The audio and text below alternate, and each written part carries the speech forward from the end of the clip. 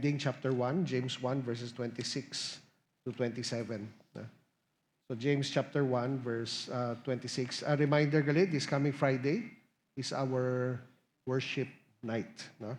So part of our 30th year celebration, we just want to worship together. No?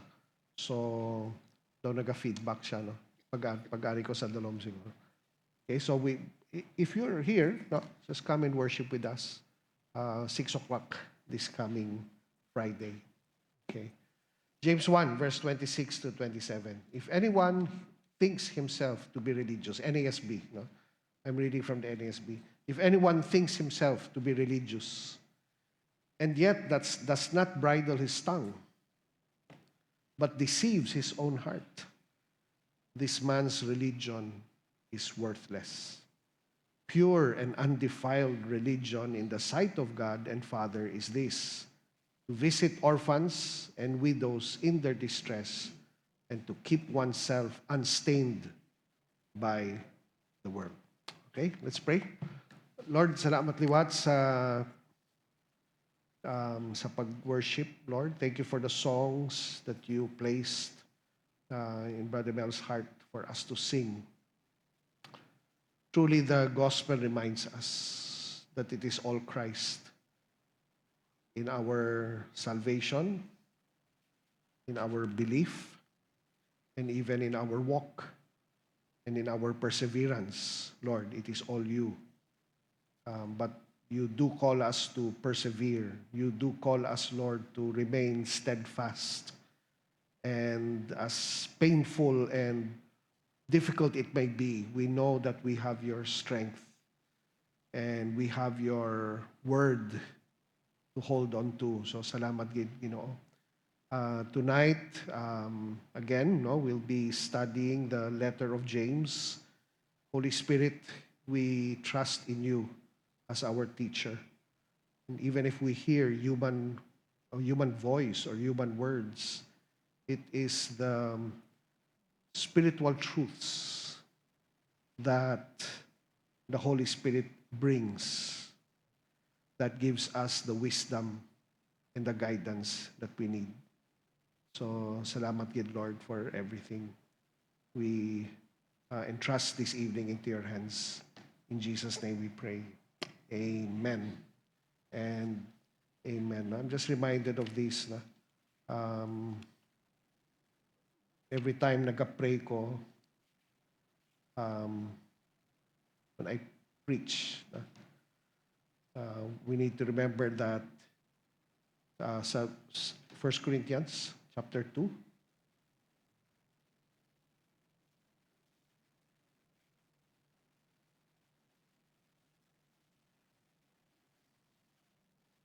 I want us to have this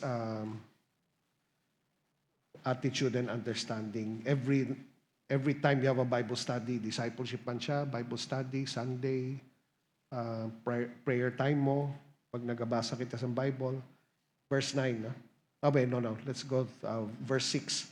Yet we do speak wisdom among those who are mature. A wisdom, however, not of this age, nor of the rulers of this age who are passing away. But we speak God's wisdom in a mystery, the hidden wisdom, which God predestined before the ages to our glory.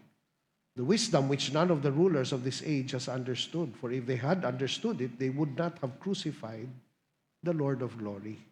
But just as it is written, things which eye has not seen, and ear has not heard, and which have not entered the heart of man, all that God has prepared for those who loved him.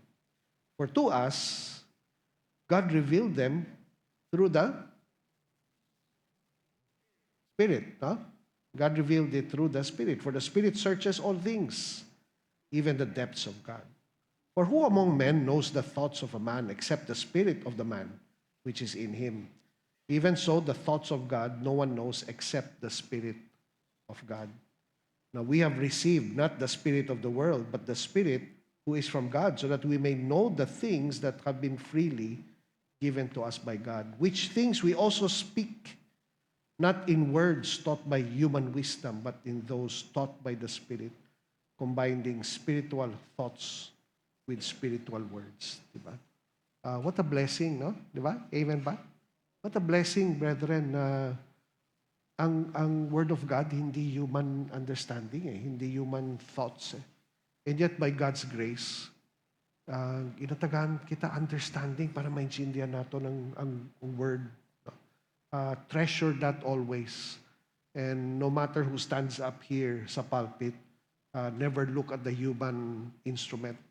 Never look at the human preacher or teacher. We need to be trusting fully in the Word of God. No? Amen to that? Amen. No?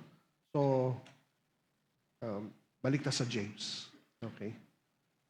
Let me go back. There are some things that I missed actually. Now, let's go back to James 1:18 and be reminded of some of the things that I mentioned last week, but some things I just want to recap in our minds, no? And ibalik gid sa aton. No? So James 1:18, James wrote, "In the exercise of His will, He brought us forth by the word of truth, so that we would be a kind of first fruits among His creatures." In the exercise of His will, He brought us forth. Sa NIV, lain ang pag ano nila, no, pag interpret, no, or ang pag-translate nila, gali, no, hindi interpret. No? He says, and the NIV says, of His own will, I'm sorry, no, NIV, He chose to give us birth through the word of truth. No? So ang pagsugod sa Christian life, hindi naman hanid sa aton di ba? Correct? Amo na ang pagkaintindi naton. He brought us forth, or we were born again, not by our own decision, but by the word of truth. Diba? The book of Romans says, faith comes through hearing, and hearing through the word of Christ. Without the word, there is no way na we could express our faith. He brought us forth by the word of truth. Our whole Christian life was birthed out of the word of God. I don't know kung maka-pinpoint kita sa aton nga history, sa aton nga past, when the word became clear. The gospel became clear. And from that moment, nagsugod ang imo nga understanding pati kay Lord. You could have been in the Christian religion for so long, and yet hindi na open ang mind mo, di ba? Ng aton nga heart So, amo na nakita naton kay Lydia last Sunday, di ba? She was a worshiper of God, and yet she needed to hear the gospel.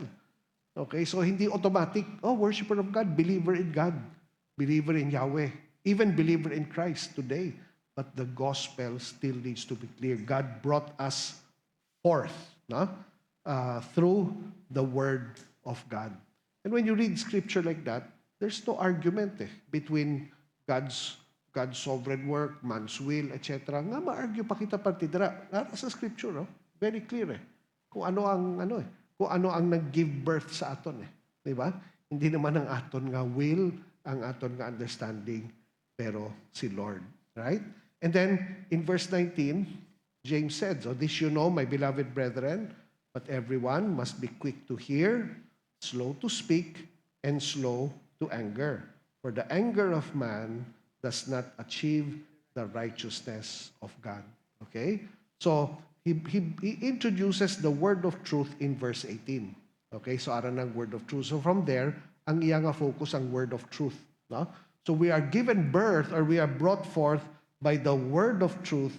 But ano dapat ang aton nga attitude or ang aton nga heart pati sa word of truth? Amo na, we must be quick to hear or quick to listen, slow to speak, and slow to become angry. No? And you remember what the word anger there means? Hindi siya outburst of anger tungod sa nag-away kamo sa imo nga mister or misis or office mate or Christian, hindi. That's not the anger there. The anger there is Ano? A fixed and, praise God, may notes sila. No? A fixed and opposed. No? Gina-oppose mo. When you're opposing something, there's a certain anger. Diba? Nga mo nang ginambal mo. Hindi, amo niya ang eksakto. So may certain anger. No? And who is the perfect example of a people who were not quick to hear, who were not slow to speak, and slow to anger? Sa Bible. Sinong best example na? Israelites. Di ba? Sa Exodus pa lang eh. Sa Exodus pa lang eh. Siyempre, pag balik ta sa pinaka-beginning gid, no? Si Adam and Eve, di ba? They were not quick to hear, and they were not slow to speak and slow to contradict the word. But the Israelites are a perfect example. Moses was God's instrument, reminding them, God will part the Red Sea. God will bring us to the promised land. God will be with us, etc. Pero the moment, right after the Red Sea, I don't know kung nabasa nyo na eh, right after the parting of the Red Sea, anong ginihimo sa Israelites? You know the story? Okay. Nagreklamo sila. Tungod sa wala sila, water. Di ba? Right after, right after the parting of the Red Sea. Puro reklamo. Quick to speak. Quick to speak. Reklamo, grumbling, complaining. Where is God? Pagsaka ni Moses. O din ang Diyos. Nang ginambal ni Moses, wala na. Balik na sa aton ka idols. Quick to speak. And they kept on contradicting the word. They kept on not contradict, sorry. They kept on opposing the word. Ginambal na ni Lord eh. Nabatian nila. Sige ang pag-oppose nila. Okay, that's why it's so important for us to read the story from Genesis, Exodus, Leviticus, and Deuteronomy, Judges, lalo pa. No? Amo ng meditation ko subong sa prayer time ko, Judges. Ito mong Judges. Una, mahambal ka, ngayon daw katigas ang ulo, no? Wala sila king. Pero after pila ka minutes, Lord, daw ako niya. Diba? daw, come, fount of blessing, kay I'm prone to wander. Diba? Parehas na sa sa Israelites eh. No? Pero may king kita eh. Diba? Amen ba? We have a king eh. And yet, even with our knowledge of the king, how often we wander from the truth, right? That's why nga kanami isang kanta, no? Pwede na itong kantahon ulit. Liwat, no? Pwede men, no? Sabi, He will hold me fast. Diba?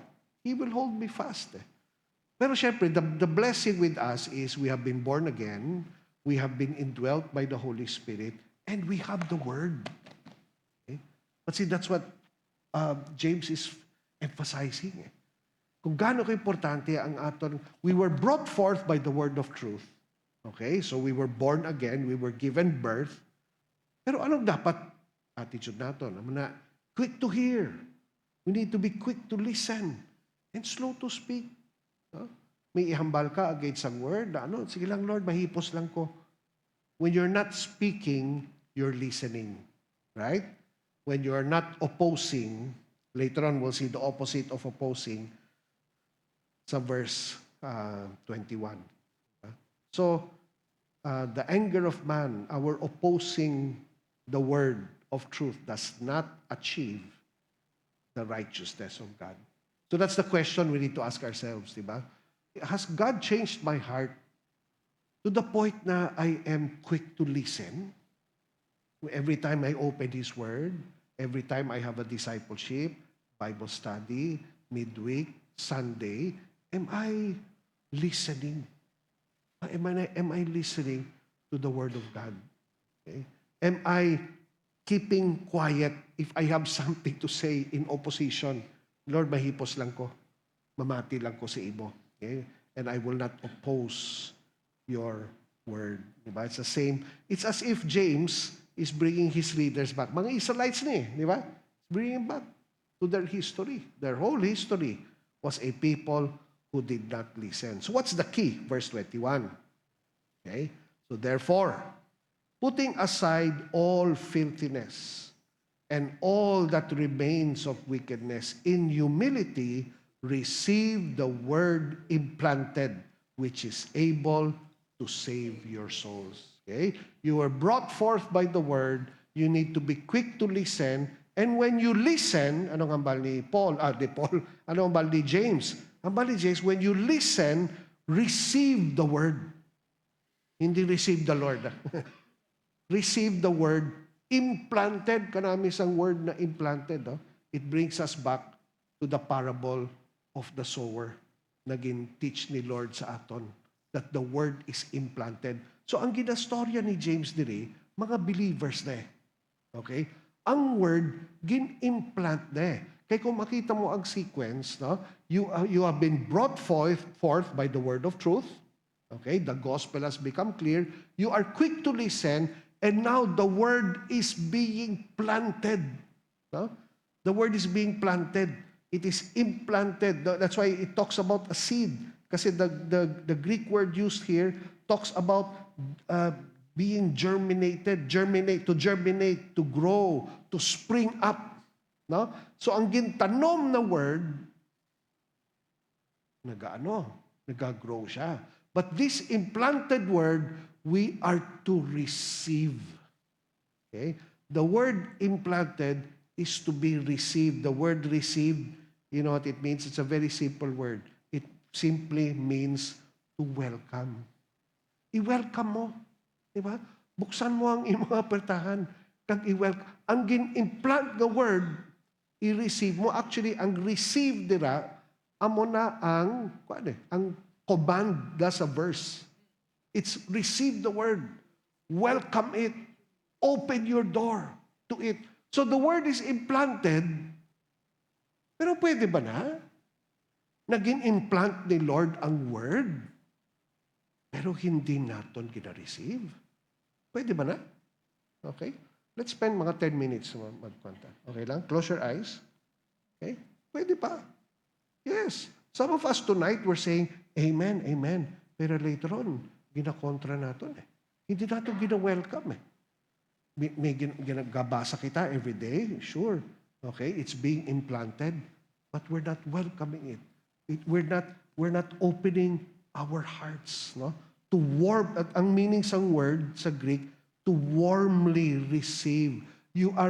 It's a ready reception. Okay? Daw may nakabutang na floor mat. May ara ka mo floor mat, doormat gali sa inyong front door na nakabutang do not disturb. Or ang nakabutang welcome. Okay? When it comes to the Word of God, that's the command there. No? And the command here, no, means, ang sa Greek, it is it is, what you call this? You have to do it. Command gid siya. Ang implanted word, you welcome mo. Again, think about it. We read so many of God's word, so many of God's teachings, diba? About humility, about pride, about sin, about forgiveness, about commitment, about walking as a disciple, no? About following the Lord, being fishers of men, making disciples of all. Ang tanan sila, mga commands, di ba? How many of us gina-welcome naton ang inang word? Okay? It's actually not that easy, right? Kung familiar ka mo sa inyong sinful nature, it's not that easy. That's why James says, look how he writes it. He says, therefore, putting aside all filthiness and all that remains of wickedness, in humility, receive the word implanted, which is able to save your soul. So ang save diri, hindi save na theologically justification na ginpatawad ng imong sins, you are saved and going to heaven. No, this is your everyday salvation. This is God working to save your life. Two things ang hambal ni ang ginsulat ni James na. Una, put aside all filthiness and all that remains of confuse ko, of wickedness. Ang NIV, get rid of all moral filth and the evil that is so prevalent. No? Rampant, I think, sa ESV. Ano meaning sang rampant? Daw ginahimo sang tanan, it's rampant. Daw normal na lang. Galapta. It's all over. Grabe gid. And miskan Kristiyano, malatdan kita eh. Diba? Everybody is lying. Everybody is corrupt. Everybody is doing this and doing that. It's prevalent. It's rampant. It's sa NIV it is prevalent no? Sa NASB gali, no? All that remains of wickedness. Ano ang bali, James? Put it away. Okay? Because those two things, putting away and receiving the word, dapat hand in hand siya. Okay? Kung pabayaan mo ang isada, di mag-work. Okay? Again, remember, the word implanted. The sower has sown his seed. But notice, if you're not putting away wickedness and moral filth or filthiness, hindi makagrow ang word. Correct ba? Hindi siya makagrow. Okay? Ara siya eh. Kung tuod ka Christian, ara na ang word eh. Pag ginabasa natin, pag nag-grow kita, ara na siya eh. Especially kita, sino dali, dugay na ka mo Christian? 30 years, 20 years. Okay? Unless hindi ka nagbasa Word of God. Diba? Pero ano na ang Word eh. Okay? Problema, we're not putting aside. We are not throwing away. Okay? We're not putting aside. Okay? You know, Peter writes about that also. Sa 1 Peter chapter 2, verse 1 and 2, notice the same flow of thought na, therefore, 1 Peter chapter 2, verse 1 and 2, no? Therefore, putting aside all malice and all deceit and hypocrisy and envy and all slander, like newborn babies, long for the pure milk of the word, so that by it you may grow in the one mind. Si Santiago, no? Kag si Pedro, kita nyo? Now, this has nothing to do with the capacity of God. Why? God cannot take out the filthiness. No, this is not about God. This is about us. Okay? The verse is not talking about God. The verse is talking about us.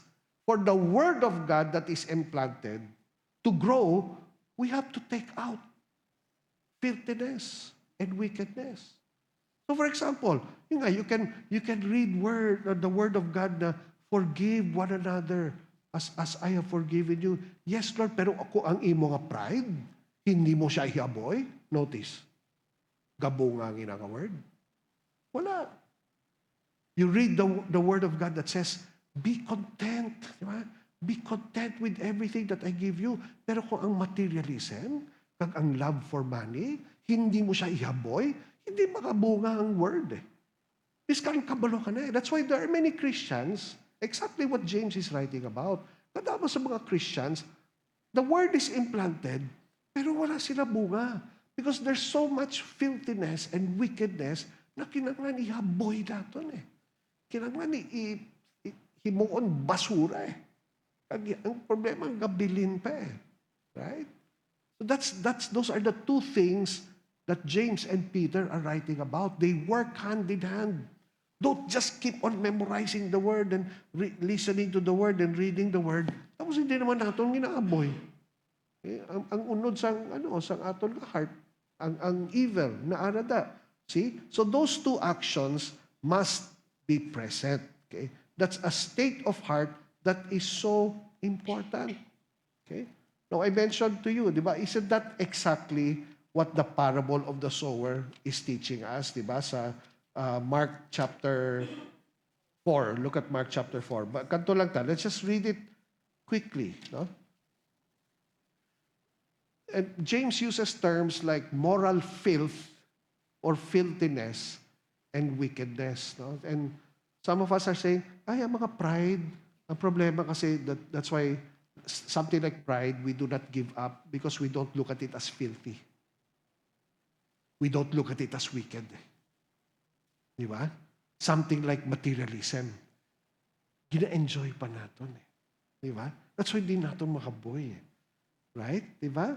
I mean, it's true, right? It's every day. Those things call us eh. Right? That's why we're prone to wonder. That's why I remember when Jesus explained the parable of the sower. Okay? He said in verse 13, he said to them, do you not understand this parable? How will you understand all the parables? The sower sows the word. Okay? So these are the ones who are beside the road where the word is sown. And when they hear, they do not listen. Diba? They hear, but they do not listen. So immediately, Satan comes and takes away the word which has been sown in them. Sino ang wicked dira? Si Satan? Or ang nagapabaya lang sa pag-ano sang word? Okay? That's why kami mga elders, we're so concerned about all of you every Sunday. Okay? That's why we make small decisions like itago ang kape pag nagsugod ng worship. Kaya nga, kasi ang iban sa aton, believer naman kita. Di ba? Hindi naman gina-question ang inyong salvation, pero habang nag-worship ka mo, ay, namit sang kape ha. No, kay Paul in order, may commercial pa, no? Tapos, sige, manawag ko anay. Kunyari, CR. Di ba? Okay. Pero we're deceiving ourselves, right? At that moment, whether it's worship or the word, do you know how many minutes you are losing from listening to the word? Di ba? So, si Satan, snatch ng snatch. Oo, enjoy na enjoy siya. Okay, hindi, galupad ba siya? Okay, kape ka na eh, di ba? Di ba? Grabe yun eh, right? So, and then, the Lord continues. He says, in a similar way, verse 16, these are the ones on whom seed was sown on the rocky places. When they hear the word, they immediately receive it with joy, but they have no firm root in themselves, but they're only temporary. And when affliction or persecution arises because of the word, immediately they fall away. Why? Because we were not quick to hear. What does the Lord teach about affliction? What does the Lord teach about persecution? If we're not listening to the Lord, pag-abot sang affliction, naman si Lord, pinabayaan kami. Nga may persecution, kabudlay naman. Hindi kita nagkapamati. The word. Di ba? So we fall away. Ang verse 18, ang mas connected to filthiness and wickedness. Di ba? And others are the ones on whom seed was sown among the thorns. These are the ones who have heard the word. But what? The worries of the world, the deceitfulness of riches, and how many of us, di ba, will read this verse and say, Lord, sorry gid. Ang rason nga ay hindi nagabunga ang imong word. Kasi ang focus ko sa worries of this world eh. Di ba? Worries of the family, worries of the business, worries of our life, worries of everything. We're always worried. Okay? So the sower sowed the word. Di siya makabuo. How many of us will look at worries of the world? We cannot do that for you. It has to be the Lord to show you, anak, hindi okay na. Kasi ang word ko hindi nagabuga. Diba? The deceitfulness of riches. How many of us will still fall into that trap? Diba? Of how many of us are really convinced in our heart that the deceitfulness of riches is wickedness, moral filth siya. Not riches, not money. That's why it's the love of money, the deceitfulness of riches, and the desires for other things. They choke the word. Grabe, no? Okay? That's why when you read what James is writing, therefore, put away all of these things. Okay? You know, when I know the heart of our worship leaders, they will always say, okay, we're here, kadamo sa mga ginagawa naton. But our prayer must be, Lord, sa dason nga Sunday or sa dason nga Wednesday, tani madula na ang worries of this world, Lord, no? Tani maka-worship ako, tungod sa grabe ang akon nga worry, pero Lord, ikaw mismo nagkambali, do not worry. Diba? So I can worship you, Lord, with a heart that is set free. And now, I know this is not overnight, ha? Kaya ako, biskan pila ka years na ako Christian, may worries of the world pa ko eh. Diba? But yun nga, it chokes the word. It chokes the word. And you know, once again, tawag diri, I do not like to travel. Pag ina-invite ko mag-preach, so this July, invited ako sa Osamis, tapos may CCM meeting sa Manila. I do not like to travel because ang concern ko ang panimalayang balay kag ang family. No? Kasi ang feeling ko, ako ang protector sa family. Amo nang feeling ko eh. Na pag wala ako, sino malak sa mga pertahan? Sino ano sa ila? Sino mabay pag may amuni mana. No? That's why every time galakat ko sa una, I would pray, Lord, please malakat ko, Lord, please palihog lang, please, Lord. I-protect mo ang akon nga family, Lord. And literally there was one day, okay? I sensed the Lord telling me, nga pag-ari ka sa balay, sino nag-protect? Hindi gali ako, no? Okay. So now, I still struggle. Kasi daw human nature ko na eh. But my prayer nga has changed.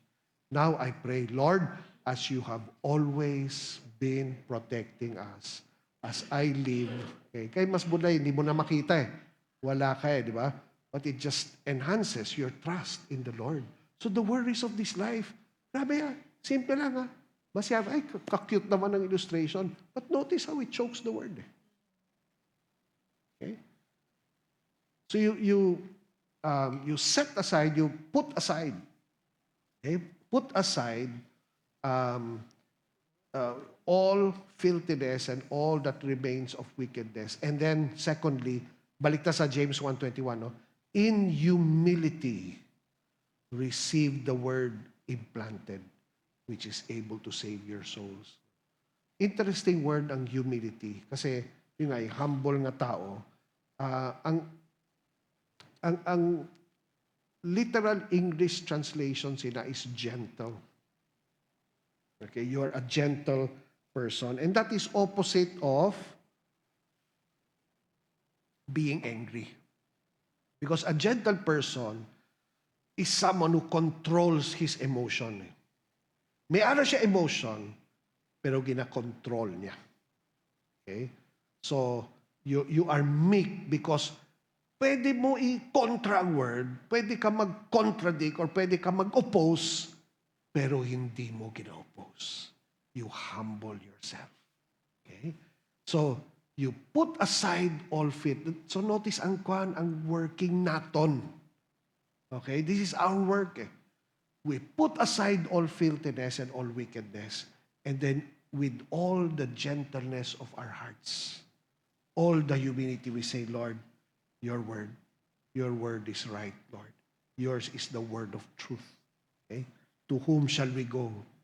You have the words of eternal life. I humbly, now, after throwing away all filthiness, I humbly welcome, receive your word, which is implanted. No, the implanted word. Okay? So kanami, no? So again, flow of thought of James, kita nyo. You were brought forth by the word of truth. This word of truth, you need to listen. As you listen, throw away all wickedness, di ba? Throw away all of this filth, moral filth, and then humbly welcome the word, receive it. Every time you read, every time you're listening, every time you're watching a maybe YouTube video or whatever, Lord, I humble myself before you. Your word is truth, Lord. That's why, to whom shall we go, Lord? You have the words of eternal life. Okay? Always read John 6 again and again and again, brethren. It begins with the multitude who were fed. it ends with disciples leaving the Lord. Kasi ang bal nila, who can accept this word na siya ang bread of life? Ano, kainin natin ang bread? Sobra naman. Ano, kanibal? Oh, ano ang thought nila eh. How can we eat this bread? It's a hard teaching. Okay, who can follow that? So they left. Pero ang nabilin, ang 12. Sabi nila, Lord, to whom shall we go? That's a humble heart. Okay? I will not listen to the world or anything else. And then, you receive the word, you prove yourself to what? Verse 22. But prove yourselves what? Doers of the word. So verse 22 sa NIV, do not merely listen to the word and so deceive yourselves. Do what it says. Okay? The ESV is, but be doers of the word and not hearers only, deceiving yourself. Pero if you follow the flow, ginpreparar ng heart mo eh. Di ba? As a Christian, you realize, Lord, this is not my working, this is your working, your word of truth. I listen to you, Lord. I will be quick to listen. And Lord, I am throwing away everything that is deceitful, everything that is immoral or moral filth, and I will humbly accept your word. And when I humbly receive your word, that means I am convinced in my heart that it has to be practiced. Di ba? Not memorized. Not understood. Okay? It's something I need to apply in my life. See? So, naging preparar ni Lord ang heart. Pero James is preparing the readers sa pag-correct niya sa chapter 2, chapter 3, chapter 4, chapter 5. Ano ang importante? Ang word of truth eh. Dapat ready ka mo na i-practice ang word of God. Ang word ni Lord. Okay? So that's what, this is what James is writing. We are to put it into practice. Why? Because we are convinced of the truth of God's word. And because it is true, I know in my heart that it has to be seen. Okay? It has to be seen. When we are convinced of the truth of God's word and we believe it is to be seen in us, okay, we are in the truth. But when we know of God's word and we do not practice it, ano nga balsang NASB, we delude ourselves, we deceive ourselves in thinking na, okay na ko, kabalo na ko sa word. Okay? Pila ka beses ko nabasa ang Bible. Di ba? Nabatihan ko na ang mga teachings, etc. Kabulon ako. Pero hindi natin ginahimo. Okay? Again, I mentioned this last Wednesday. There's deception that comes from the world. Pero may deception na halin sa aton. Aton. Hindi halin sa false teacher. Hindi halin sa false na pastor. Hindi. Halin sa aton. We deceive ourselves how? We memorize, we read, etc., but we do not put it into practice. Diba? So, we have to be careful of that delusion. We have to be careful of that deception. Okay? The Antichrist may deceive us with counterfeit miracles, pero ano ang rason na nagpatita sa iyang miracles? We did not love the truth eh. Ang hambal ni Paul sa 2 Thessalonians. They are fooled by the Antichrist. Why? Because they did not love the truth. See? So that's why it's so important, brethren, to check ourselves. Na ako ba, I was born again by the word of truth? Or ba born again ako tungod sa nag-join ko sa lampstand? Or tungod sa na-water baptize ko? Or nag-attend ko catechism? Na indoctrinate ako. Or, ang word of truth, ang gospel, pati kay Lord, amo na ang nag-open sa akon nga eyes. So you realize, hindi gali ako, no? Siya. And from that moment, it's all the Lord. It's all the Lord's working. So the ability to listen to the word, alin man kay Lord na. But we have to listen. And then we have to throw away, put aside all filthiness, and then humble ourselves to welcome the word. And then when we welcome the word, we practice it. Why? This is where we see, brethren, ang Christianity, hindi external religion lang. Okay? Kadamo sa mga tao, abi nila Christian sila, puro external. Ay, hindi ako magyoyosi, hindi ako mag-aamuni, ang pagbayo ko, amuni, ang ginakaon ko, amuni. The puro externals, pero wala sila idea parte sa word. Kag ang iyang righteousness, hindi siya kalid sa working sa word of truth. Okay, that's why later on we will end with religion. Kasi that's what religion is eh. Ang last portion sang sininga chapter, na wala ang word of truth, wala, hindi siya matabo eh. Importante ang word of truth eh. The righteousness of a Christian comes from his or her receiving the word and knowing that it has to be practiced. Okay? Knowing that it must be seen in his or her life. So, it stops being a requirement. Hindi na siya requirement. Hindi lang siya external righteousness. Righteousness na halin sa word. Amo na ang best. Brethren eh. Di ba?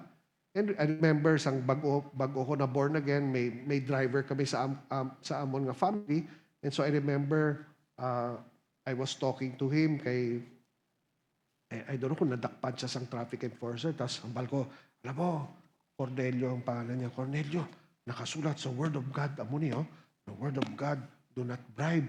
Tapos nagatulok lang siya sa ako na parang weird mo ah. O kaya ano sa Bible eh. Eh, hindi pa siya brought forth by the word eh. Hindi pa siya born again eh. Di ba? That's why hindi niya maintindihan. But someone who has been brought forth by the word, all of a sudden the word of truth becomes something real to him. That's why even ang pagbasa ng Bible, wow, kanami, no? Nakaka-bless naman. Di ba? So you read, you can be reading the book of Proverbs, and the book of Proverbs, I don't know if this was today or yesterday, diba? And I'm sure many of you memorize it. Eh. Many are the plans from a man's heart. Okay? But, diba? Ay, confuse ko. Ang gusto ko i-share sa inyo yung, but its end is death, diba? A man thinks na what he is doing is right, but in the end, it leads to death. Diba? Kabalo na ko mo kung anong ginakuan ko. Okay, apektado ang akong ngakuan eh. Pero, if you don't take it to heart, so, and then you begin to pray, hala, Lord, no, ang abi ko okay para sa akin, pero hindi gali. So, Lord, give me discernment. So, you're praying for wisdom. You're praying for guidance. Amo na ang buga ng word. Diba? Hala. No? Pride, no, is the beginning of the fall of a man. You take to heart mo eh. Mo na ba you're reading God's word and it's ministering and changing your heart. That's what James is talking about. Okay. Prove yourselves, verse 22, doers of the word and not merely hearers who delude themselves. For if anyone is a hearer of the word and not a doer, he is like a man who looks at his natural face in a mirror. For once he has looked at himself and gone away, he has immediately forgotten what kind of person he was. Okay, that's why nga, listening to the word is so important. But verse 25, but one who looks intently at the perfect law, the law of liberty, and abides by it, not having become a forgetful hearer, but an effectual doer, this man will be blessed in what he does. I talked about that last Wednesday, but looking intently, purposely. Pagbasa mo, ginabasa mo gid para magpamatigid kay Lord ba na? Hindi study, ha? You're listening to what the Word is saying. You're intently looking at the Word. It's the perfect law. Okay? It's perfect. Why? Kasi nga, di ba, daw gina-connect ko sa gambal ni James earlier. Every good and perfect gift comes from above. So how do we know? Okay? Through the perfect law. The law of God is perfect. Okay? It is the law of liberty or the law of freedom. Why? What does the law set us free from? Again, ang walk niya, hindi justification, salvation. Sa aton nga walk, what does obedience to God's word or God's law free us from? Frees us from sin. Diba? That's why it's the law of freedom. Kasi if by God's grace, I'm following the word, it is setting me free from sin. So when you look intently at the perfect law, the law of liberty, and you abide by it, okay? So you're not just looking at a mirror, not having become a forgetful hearer. I read somewhere, and I think it's right, no? Ang mirror sang una, hindi pareha sa mirror naton subong. Okay? Ang mirror sang una, halin lang sa bato na kung ano-anong ginimo nila. So may ara makita sa picture, pero hindi pareha subong na perfect. Di ba? Di ba, subong pag nagatulok ta sa mirror, makita mo gid exactly kung anong itsura mo. Di ba? So anong ginihimo naton? Mirror, mirror on the wall. Di ba? Nagpapabukot kita. Di ba? Who is the fairest of them all? Naku! Okay, so kita mo, abi mo, amo nang paglakat mo, nalipat ka. Ang mirrors kuno sang una were not almost as perfect like ours. That's why kahapos lang na malipat. And that's why James is saying, kinanglan intently magtulok agad para makita mo. Okay? So you do not become a forgetful hearer. I like the word in the NASB. You become an effectual doer. Okay? In the other versions, okay, so NASB, it says you become a effectual. There are two words that both talk about working. Okay? An effectual doer, okay? So ang NIV, it says not forgetting what he has heard, but doing it. No? He will be blessed in what he does. Ang ESV naman, okay, the one who looks into the perfect law, the law of liberty, and perseveres, being no hearer who forgets, but a doer who acts. An effectual doer. Grabe, no? Duwa ka doing. You're so effective in what you're doing. In other words, you're actually accomplishing something. The reason na nag-obey ang isa ka Christian sa word is because you want to accomplish it in your life. See? Amo nang effectual doer. You want it to be seen. Okay, so when you read the scripture that says, forgive as I forgave you, you effectually do it. So you don't just say, I forgive you. Hindi. Don't intently ginabasa mo gid. Anong silingon sang forgive as I have forgiven you? So you're meditating, Lord, how did you forgive me? You forgave all of my sin, all of my ugliness. So pagtulo ko sa isa ka brother or sister na ugly man ang iyang sin, no? Pero hindi ko mahimo, kinanglan intently ang pagtulo ko sa word. Lord, how did you forgive me? And if you actually forgave me, I want to do the same. Oh, di ba? That's what it means. You're effect, and you want it accomplished in your life. Gusto mo makita sa imo nga life. So hindi ka pakunwari lang, di ba? Hindi ka lang pakitang tao lang. Hindi, you want the word effective. You want it seen in you. That's the picture that James is showing. You're an effectual doer. So a Christian is not someone who by accident is righteous. Hindi. May actual doing and working. No? Sang imo nga action. It's not just by habit. You're doing it on purpose. Why? You want it to be seen in your life that I am following God's word. Grabe na. Pero again, ano ang flow? You have been brought forth by the word. You are quick to listen, slow to speak, slow to anger. You're putting away all filthiness and all wickedness, and you humbly welcome the word into your heart. So what happens? You're convinced in your heart that this is something that I should apply in my life. See? Kaya nga ang Christian life, kadamo sa mga gina-disciple natin subong, ang discipling hindi, utaton mo na. Hindi ka na magarilo ha. Hindi ka na mag-amuni. Hindi. Dapat halid sa Word of God eh. Hindi sa church eh. Di ba? Kaya ang plano ko, mga sigarilyo ko liwat para at least wala nang issue. No? Okay lang sa inyo? Di ba? Grabe ang judging ka mo. Okay? So anyway, no, it should come from the Word. Right? It should come from the Word. Kung maguntat sila sigarilyo, kay bawal gali sa lampstand. Ati ano na? O, di ba? Iti ang church gali ang naghahambal sa imo kung ano ang righteousness. O, di ba? When you're discipling someone, you bring them to understand the Word. Okay? Remember what discipling is about? You teach them to what? Diba? Make disciples of all nations, baptizing them in the name of the Father, Son, and Holy Spirit, teaching them to obey or to observe all that I commanded you.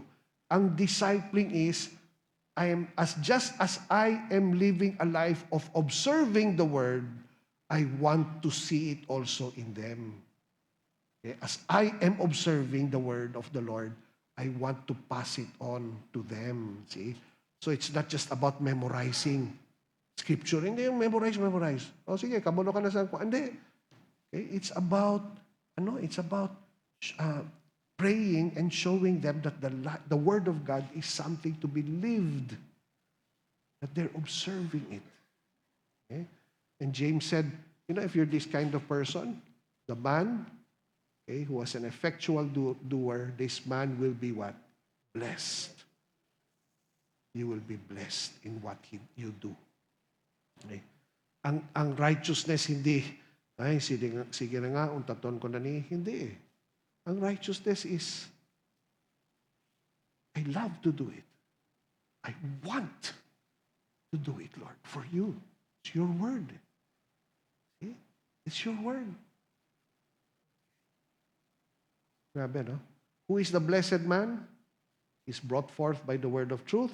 He is quick to hear, slow to speak, slow to be angry, puts aside all filthiness, humbly accepts the word implanted, and then he becomes a doer of the word, who intently looks at the word.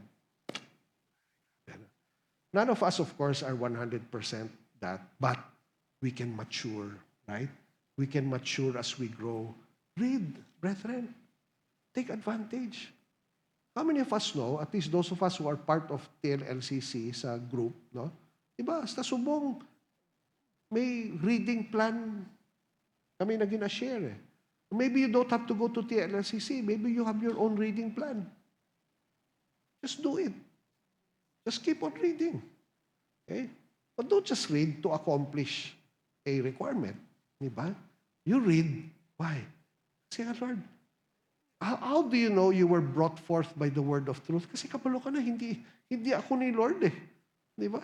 Hindi ako ni ikaw eh. So you're just flowing with what God is doing.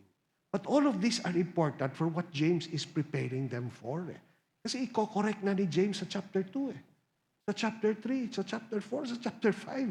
So ang pinaka-foundation na makita nato sa chapter 1 is the word of truth. Wisdom, di ba? Sa pagsugod. Kagang word of truth.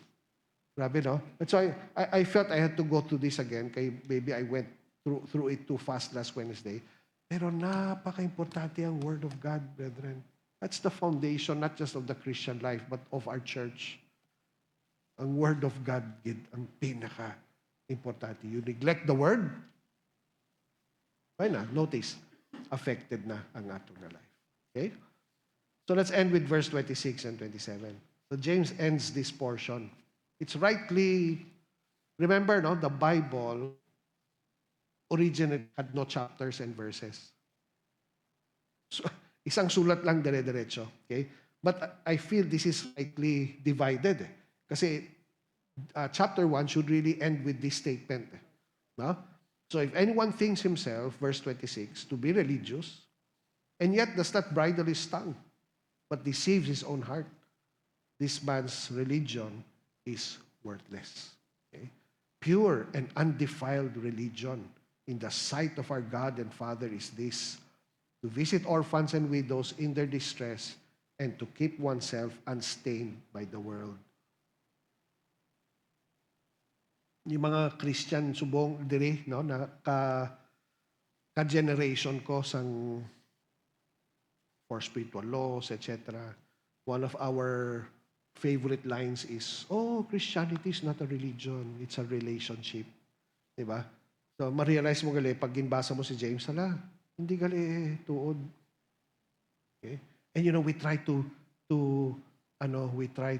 push that with other people who have religions, di ba? Ay, ang tuod ako, Christianity, hindi religion. But when we look at it carefully, we are a religion. Di ba? We are a religion. But we have to be the right kind of religion. Okay? So the word religion, no, sa Greek, it's an ancient Greek adjective ko, no, that was not used in modern writings. It just means devout or pious. Okay? Devout and pious. So, what does pious mean? Daw ka holy, daw ka I remember, I think I was fourth year high school, Manug College. This is not putting down the group, pero may isang classmate ko, gin-invite ako sa Opus Dei. Ang Opus Dei, very Catholic group na gusto nila, I think ang mga misa nila, Latin, no? No? Pero join the youth group of Opus Dei. So ako, okay. Sige, try ko. Kanto ta sa Opus Dei Center. May center man sila. Pagsulod sa center, ipos ang tanan. Ang tanan. I don't know kung anong ginabasa nila. Tapos do ka holy. Ang bahal ko, this is not me. Hindi ko type. Kasi syempre worldly pa ako noon. No? Hindi ko type. Hindi na ako nagbalik. Okay? Kaya hindi ko type. Kasi that's what religion is. You're pious. No? Of course, we're not supposed to be unholy, no? But you were devout. No? We are zealous with regards to ceremonies of worship, religious observances. Okay. Sa internet, religion is a system of beliefs, values, and practices concerning what a person holds sacred and spiritually significant. So that's why, sabi ko, it took me all these years to realize, salagali ang pag-approach nato sa tao na Christianity is not religion. Actually, it is a religion. Because we do have a system of beliefs, values, no, and practices with which or to which we hold sacred. Okay? But what has James been telling his readers in chapter 1? Ano ang religion or ano ang dapat foundation sang aton nga religion? Wisdom, word of truth. Di ba? That's what James is saying. So religion is the outward form of what we believe. Okay? The outward form of what we believe to be sacred. No? And that's why biskan kita, may ara kita sina. Our teachings, no? Our preachings, our songs. No? We try to focus on what we believe is sacred, the gospel, na dapat founded gid sa gospel. All of these are external forms. Okay? And then we have communion and water baptism and preaching of the word, even greeting one another, part man sa sangkuan, ang importance ng fellowship, etc. We can have all those forms. Okay? But James is making a very important point, which gin-point out na niya sa word, pero subong ang point niya is religion. Okay? Because all of these dispersed Christians, Jewish believers who were in the world, may naman sila religion eh. People will look at them and they have all of these external forms. Okay? So kita, ano ang religion naton sa Bible-believing evangelical Christians, lain-lain tanga form, but they see it with us, di ba? We come here every morning, right? We begin by a time of prayer and silence. Or is it the other way around? Silence and prayer. Di ba? At that moment, all of us look holy. Di ba? Kaya siyempre, time of silence and prayer. Gulpi na may nagasaka sa stairs. Di ba? Oh, bro, kumusta? Silence. Okay?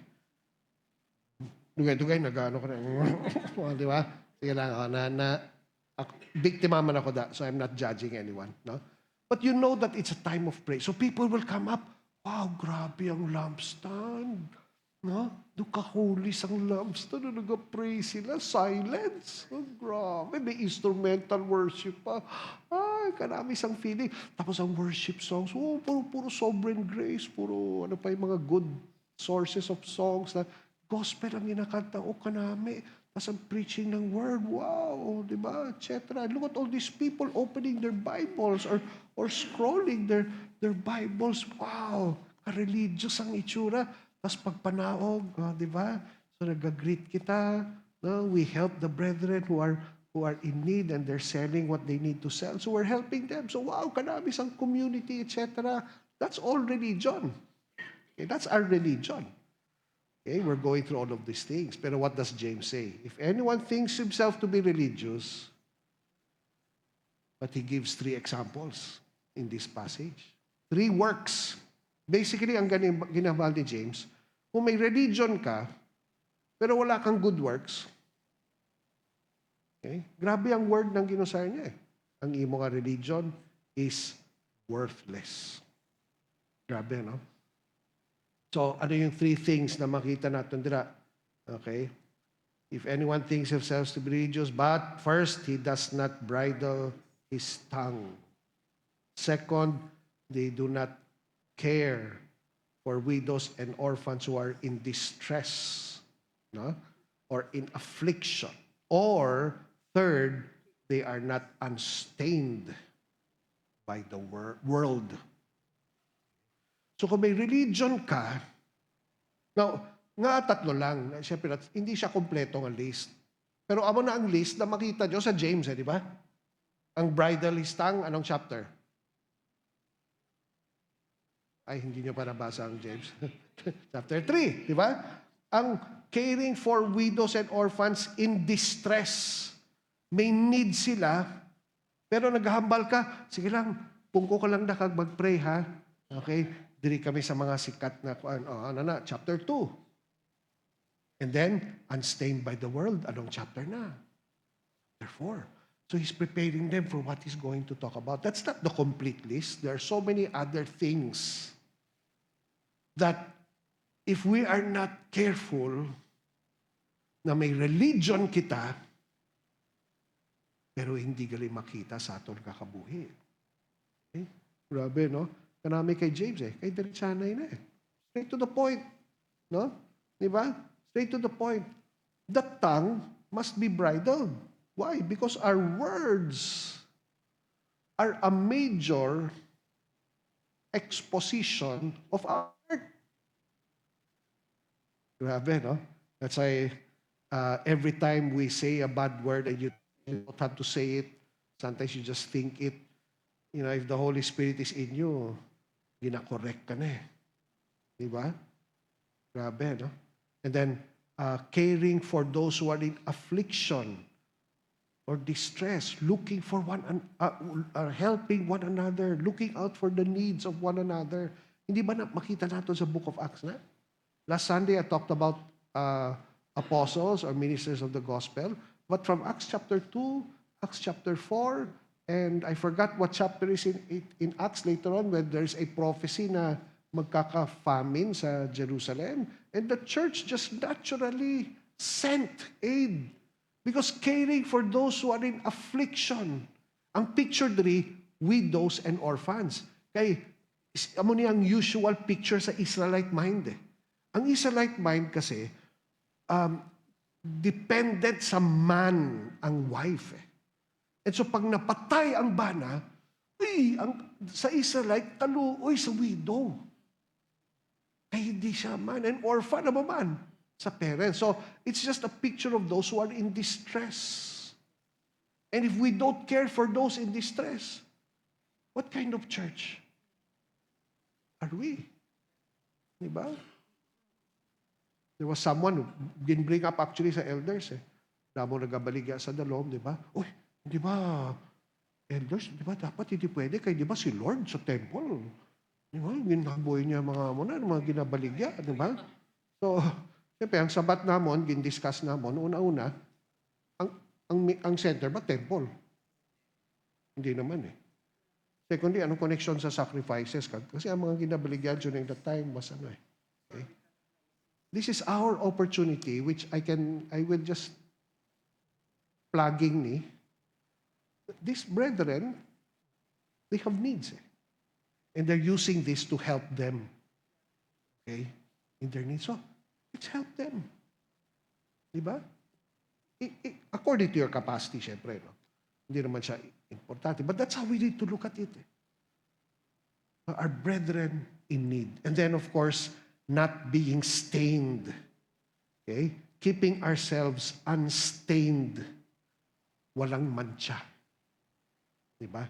Dapat puti ang bayo natin. Dapat walang mancha. Right? Unstained by the world. So, this is what James is saying. Okay, we have an outward form of religion. Okay? Are we doers of the word? Kasi that's the basis of the judgment of our Christianity, not the external forms. Because everything we're doing here sa Sunday, that's our religion. Diba? Our songs, our silence of prayer, intercession. Wow, intercessor ka. Okay, etc. Listening to the word. Ang mga pastor namon, grabe sa word of God, etc. Pero pagpuli naton sa balay, number one test naton ang aton nga home. Because that's where our guards are down.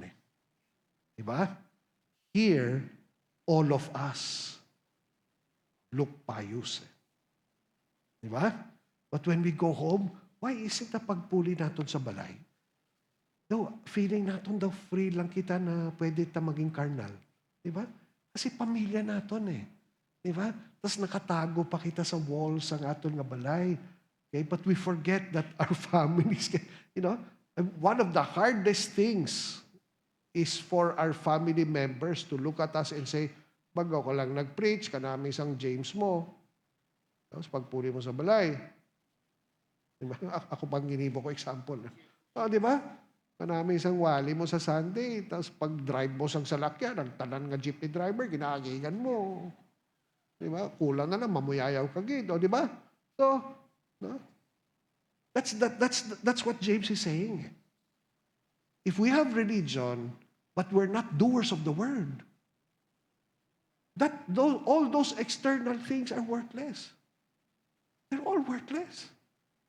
Okay? Because it's done nothing. It's done nothing in our life.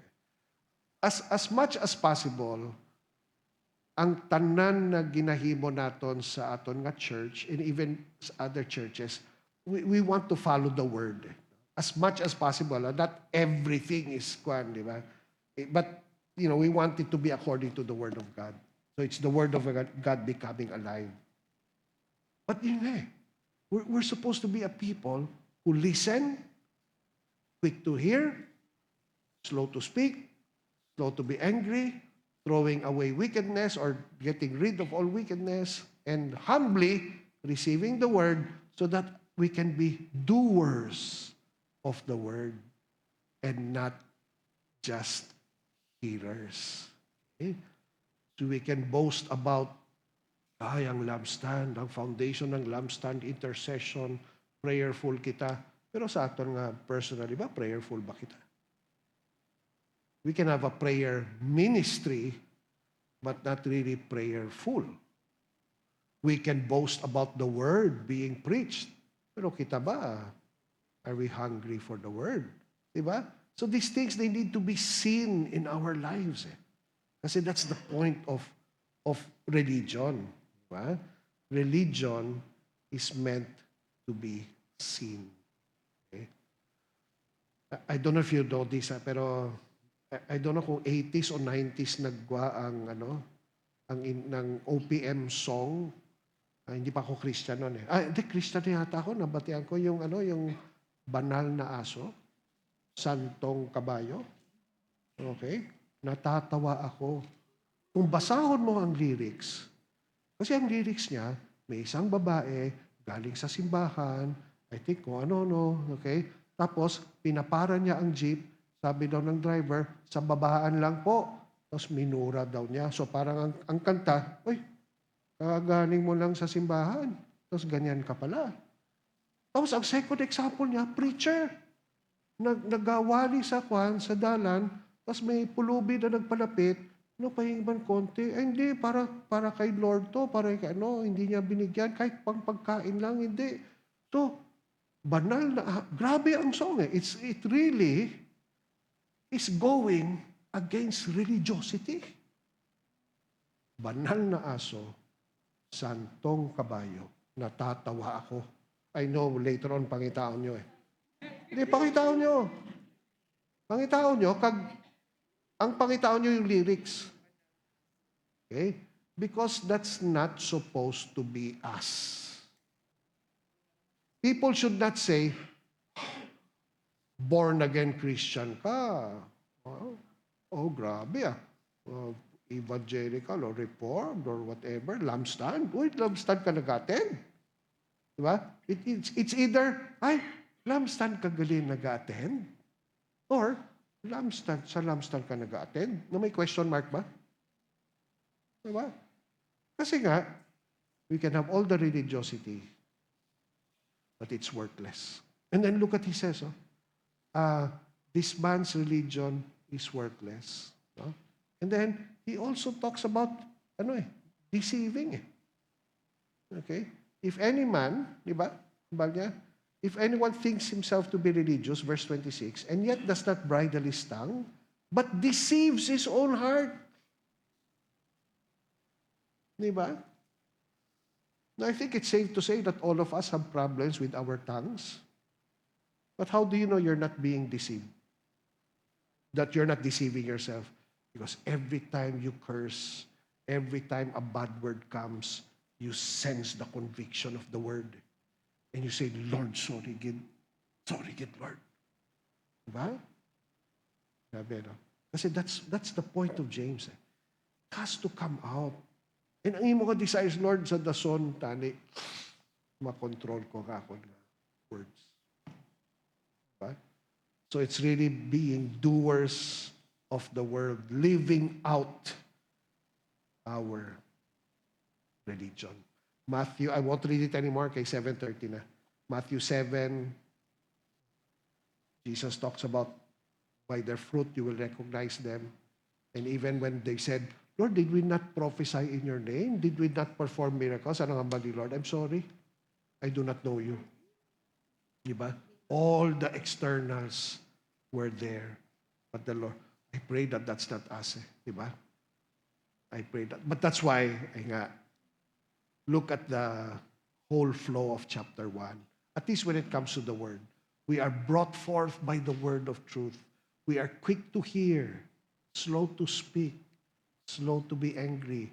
We put aside all filthiness, and then we humbly receive the word implanted by the Lord, implanted by God. I receive it, Lord. I welcome it, and then I practice it, Lord. I do it. I do it, Lord. Huh? So I'm a doer of your word. That man, the man ni James, is blessed. And so religion, that our true religion comes out. Okay, which is not external forms, but seen in our life. Okay? Grabe, no? Next week, chapter 2 na kita. Ano ang ididil ni James na? No? So it's going to start being a heart check for some of us siguro. Okay? Let's pray. Lord, thank you again Thank you for inspiring James as he wrote this letter and really putting emphasis on the word of truth and how important not only external religion is, but the life that comes from obeying the truth, practicing the truth, Lord. Lord, give us strength. We know we have the strength and the power through the Holy Spirit for us to be able to do these things. So ginasurrender lang namon ang amon nga kaugalingon sa imo. Thank you, Lord. Bless us as we go and allow us to reach our home safely, Father. All by your grace and by your strength. In Jesus' name we pray. Amen, amen. Okay, thank you, Lord. Let's just clap and thank the Lord.